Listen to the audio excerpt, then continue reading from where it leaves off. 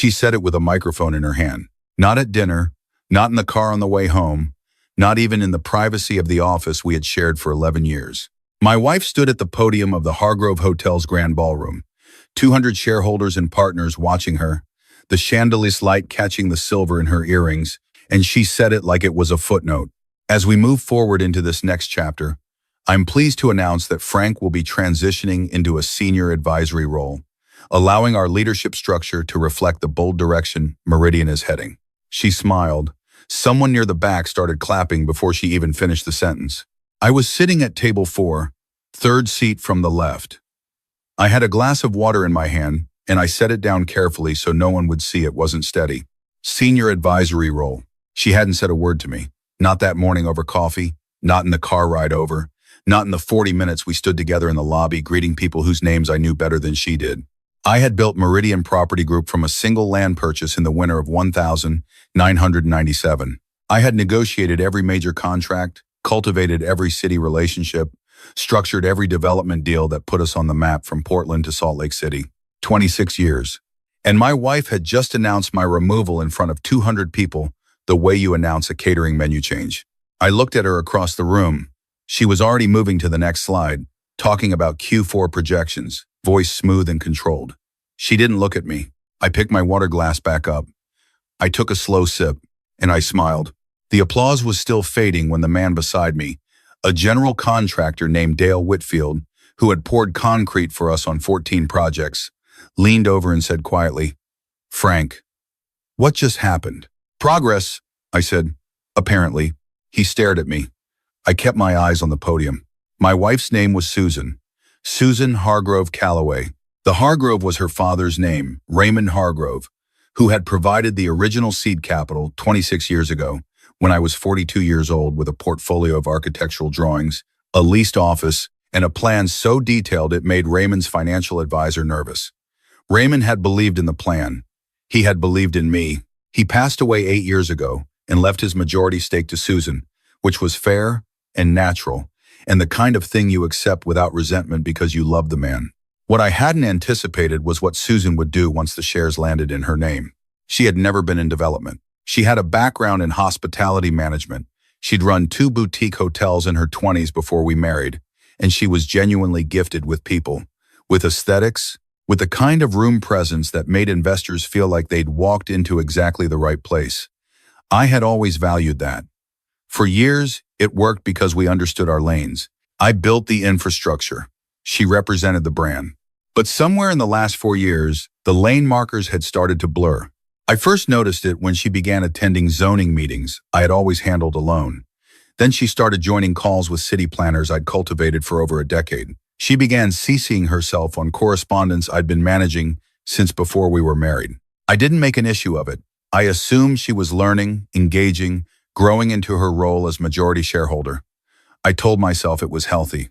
What I didn't tell myself, because it felt ungenerous, was that she had started to resent the fact that every room we entered together, people asked me the questions, that contractors called my cell directly, that when the Portland Business Tribune ran a profile on Meridian's expansion into the Willamette Valley corridor, they quoted me 7 times and her once. I noticed. I just didn't build a wall around it. I should have built a wall around it. After the event, the lobby filled with the particular sound of 200 people, pretending nothing unusual had happened. Handshakes and small talk, and the distant clink of dessert forks. Several people found their way to me. Dale first, then a procurement officer from our longest-standing general contractor, then Patrice Okafor, a city planning liaison I'd worked with on 4 mixed-use developments over 15 years. "I need to understand what I just heard," Patrice said, pulling me slightly aside near a pillar. She was direct by nature and made no apology for it. "Are you out?" "I'm being repositioned," I said. "That's not what I asked." I looked at her steadily. "I'm going to make some phone calls in the morning. Don't sign anything until you hear from me." She held my gaze for a moment, then nodded once. "Understood." I found my own car in the parking structure. My driver, a quiet man named Gil, who had been with me for 9 years, held the door without a word. He had been at the event. He had heard the announcement. He didn't ask questions, which I appreciated more than I could say. We drove home through the city, the lights of Portland streaking across the rain-wet streets. I sat in the back and watched them, and let myself feel, for just that drive, the full weight of it. 26 years. The land surveys I'd read in the cold of early mornings. The financing structures I'd built and rebuilt until they held. The relationships, the dinners, the handshakes, the calls at midnight when a deal was about to fall apart and I was the only one who knew how to bring it back together. My wife had just told 200 people that I was no longer needed. In the morning, I thought, she was going to find out what 26 years of preparation actually looks like. The house was quiet when I got home. Susan wasn't back yet. I went to my study, sat down at my desk, and opened the bottom right drawer where I kept the dark green file folder I had last updated 6 months ago. I ran my thumb along the spine. Calloway Land Partners Structural Review. 15 years ago, when Raymond first started talking about succession and Susan's shares and what the future of Meridian would look like, I had made a decision. Not out of mistrust, not out of any bitterness I hadn't acknowledged at the time. Out of the same instinct that had guided every development deal I'd ever structured. Never let your most valuable asset exist inside a structure you don't control. Calloway Land Partners LLC was incorporated quietly and legally in the fall of that year. On paper, its purpose was to streamline land acquisition negotiations and hold option agreements on properties during the due diligence phase. A standard tax and efficiency measure that the board had approved without significant debate. Why wouldn't they? The first year's results were clean. Margins improved. Raymond himself had praised the structure at a quarterly review. Over the years, as new developments came online, key strategic agreements had been routed through Calloway Land Partners. Not hidden, not disguised. Documented, approved, filed with the corporate secretary. The distinction between Calloway as primary acquisition partner and Meridian as development executor was there in plain language in every addendum. You simply had to read the addendums. Susan had never read the addendums. She had always called it Frank's contract architecture, the way you refer to someone's hobby, complex, and probably useful, and not worth the time to understand in detail.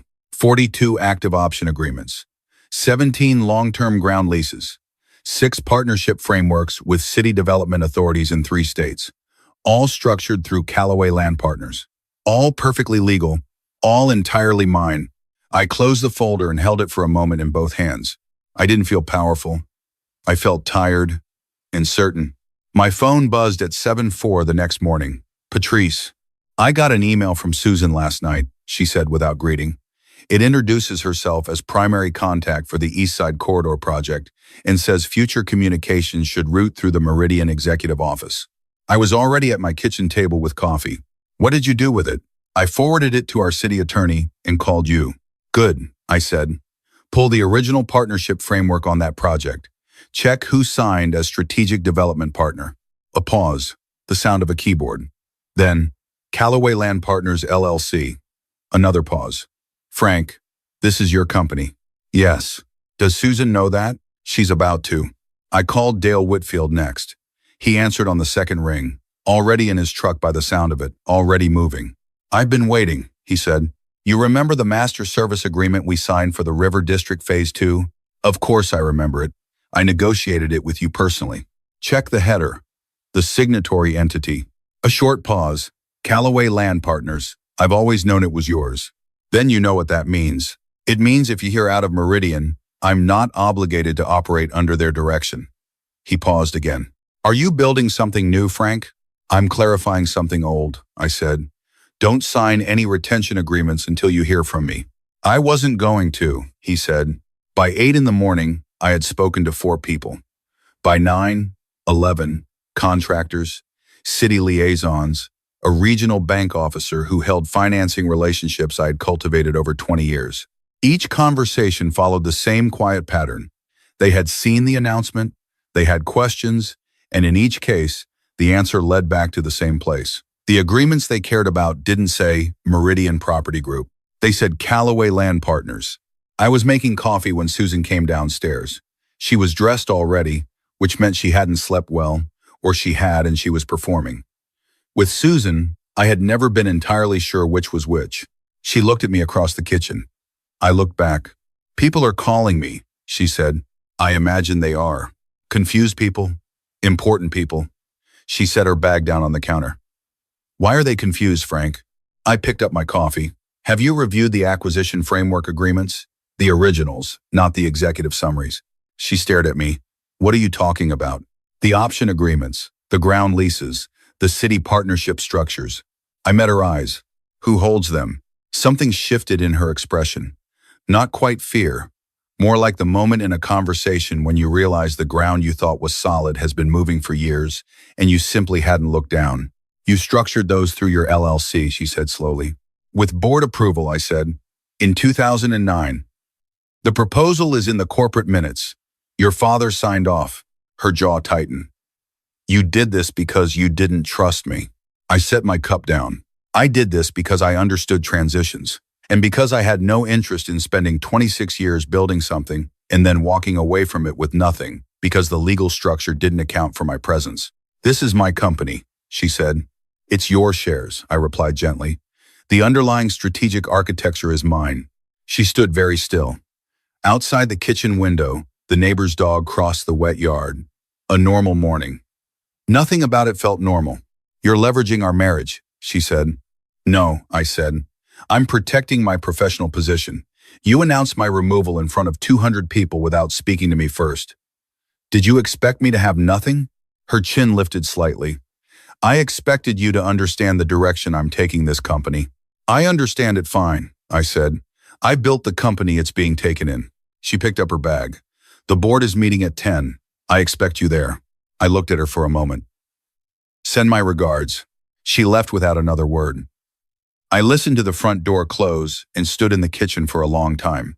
63 years old, 42 of them working. 26 of those building something I had believed in with my whole chest. And somewhere in the last several years, the person I had trusted most in the world had looked at everything I built and seen a ladder. I wasn't angry. I was resolved. I called my attorney at 8:47. Her name was Clara Denton, and she had been handling my business affairs for 14 years. She answered before the second ring. I heard, she said. You were there? I watched the live stream. Frank, what do you want to do? I want to be accurate, I said. Nothing more. I walked her through the framework.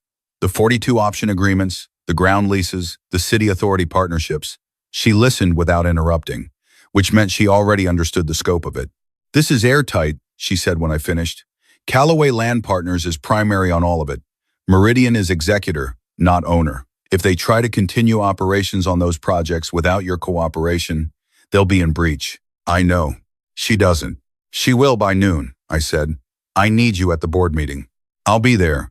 Which side of the table? Yours? I said. Mine. By the time I arrived at the Meridian offices on the 19th floor of the Morrison building, the glass doors carried Susan's name in updated lettering. CEO. I had noticed it going up 2 weeks ago and said nothing. I had thought it was a formality. I understood now it was a statement. The receptionist looked up when I came through, then quickly looked at his screen. I smiled at him. Good morning, Andrew. Good morning, Mr. Calloway, he said quietly. I walked to the conference room. Through the glass wall, I could see the board already gathering.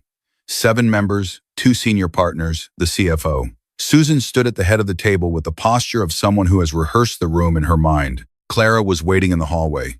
Ready? She asked. I've been ready for 15 years, I said. We went in. Susan looked at Clara, then at me, then back at Clara. This is a board meeting, Frank. Not a legal proceeding. It's both, Clara said pleasantly, setting her briefcase on the table and pulling out the folder. Good morning, everyone. What followed was the kind of meeting I had witnessed many times on the other side. Susan opened by addressing operational continuity in light of the leadership transition. She used careful language, measured language, the kind that had probably been drafted with help.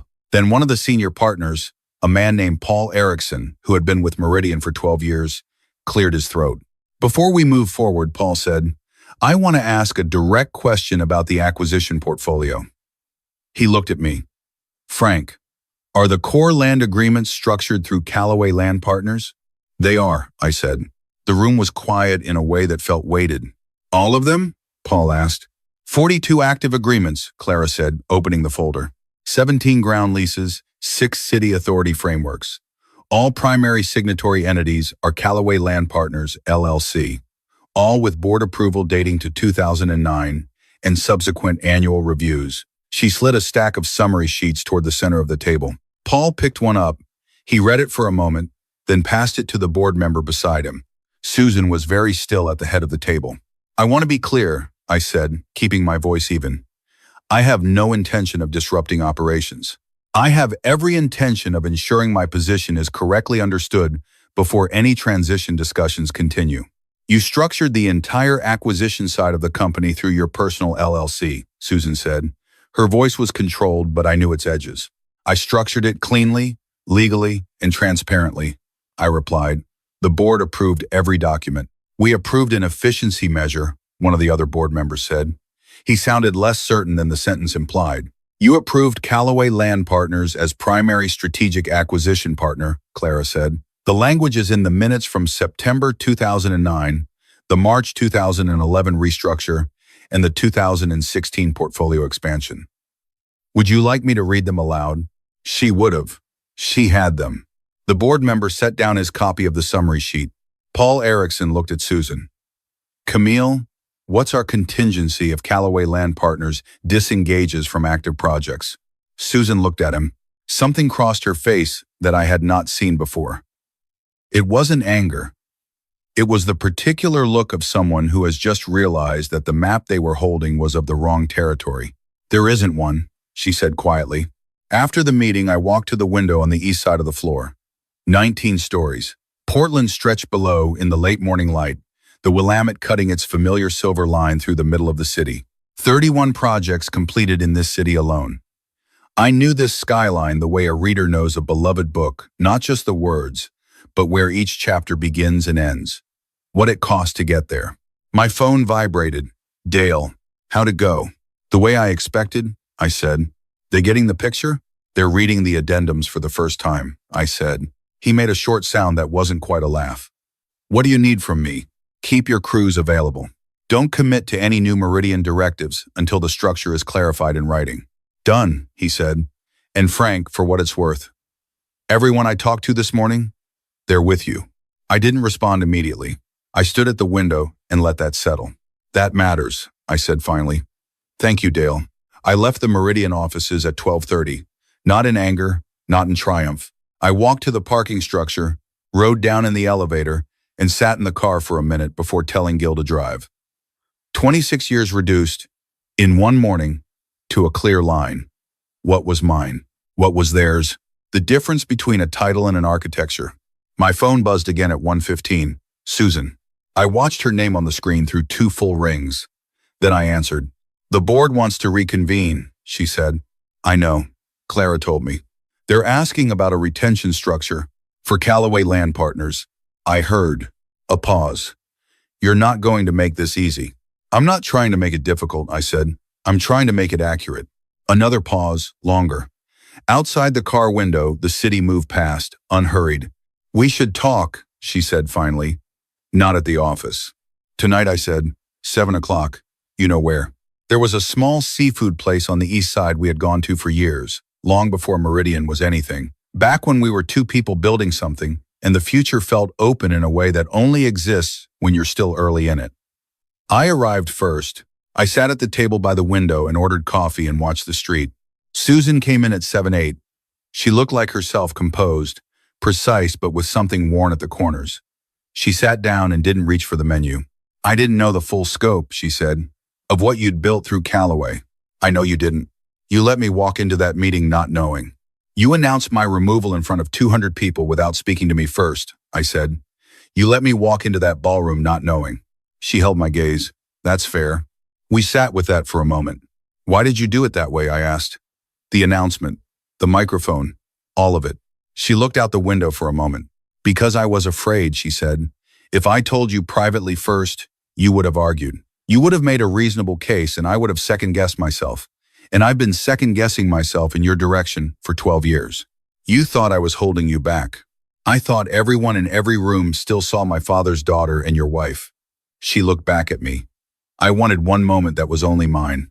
I understood that. I had understood it even when it was happening. It didn't make it right, but understanding and right have always been separate categories. "You had every right to lead this company," I said. "You own the majority. The board supports you. You didn't need to erase me to do it. Her jaw moved slightly. I didn't think I was erasing you. You announced my removal at a public event without a conversation. An advisory role isn't removal. To everyone in that room, I said quietly, it was. She was quiet. The restaurant moved around us, the soft sounds of other people's evenings, entirely separate from this one. The board wants a formal partnership agreement, she said finally. Calloway Land Partners as primary acquisition entity under a long-term contract with Meridian. Guaranteed minimums. They called it a strategic necessity. I know what they called it. What do you want, Frank? I had been thinking about that question since the night before. Not just what I wanted professionally, that part was clearer than it had been in years. I wanted to build. I wanted to take Calloway Land Partners and grow it properly, with the people who had followed me because they believed in the work, not the brand name on the door. I wanted to operate in the daylight, with my name on the structure, after 26 years of being the engine that nobody introduced. What I wanted personally was harder. I want my contribution to be accurately described, I said, not in a press release, in the actual structure of whatever we build next. And between us, I looked at her across the table, 63 years old. She was 57. We had been married for 22 of those years, and for most of them, I had believed we were building toward the same thing. I wasn't sure anymore when that had changed. Maybe it hadn't. And the problem was that we'd each been building toward a version of the same thing that left less and less room for the other. That's a longer conversation, I said. I know. I'm not ready to have it yet. She nodded slowly. She didn't push, which I appreciated. It was the first thing in 2 days that had felt like the Susan I'd married, rather than the one who'd been rehearsing her reinvention for years. The board's offer is serious, she said. 7 figures annually, 3-year guaranteed term, operational independence. Clara will review the terms. I recommended the partnership, she said. I want you to know that. I argued for it. What changed? I asked. She was quiet for a moment. Paul Erickson said something in the meeting that I keep thinking about. She paused. He said, authority without foundation is theater. I let that settle. He wasn't wrong, I said. She smiled slightly, briefly, and it was the first real thing I'd seen from her in 2 days. No, she said. He wasn't.